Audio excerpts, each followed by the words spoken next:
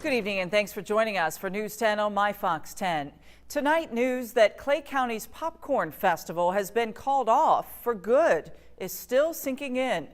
Evelyn Brown, the woman ultimately in charge of the Popcorn Fest, has issued a written statement detailing the festival's recent failed request to sell and serve alcohol. As News 10's Brent Frazier shows us, many say the festival's campaign to offer up adult beverages was what killed the 10-year tradition for the town of Brazil. The Brazil Times provided us with these Popcorn Fest pictures, but the publisher would not present us with the cease and desist letter authored by Evelyn Brown, the president of the committee that plans the festival. In it, we understand Brown asks the paper to stop publishing Orville Redenbacher's trademark logo with stories that portray the festival in a not-so-flattering light. The date was July 12th. The headline, Park Board shoots down the bid for a beer and wine tent at this fall's fest. I voted no. Parks and Rec Board President Ruth Ann Jeffries was one of the 4 unanimous nay votes.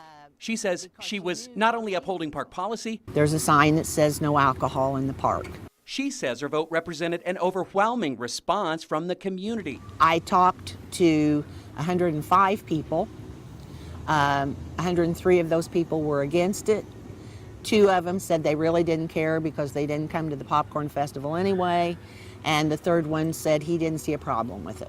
Festival President Evelyn Brown has drafted another letter titled The Facts, explaining this week's decision by committee members to scrap popcorn altogether. Brown insists festival planners were seeking a state-issued permit and were even willing to pay for additional security if beer and wine were approved.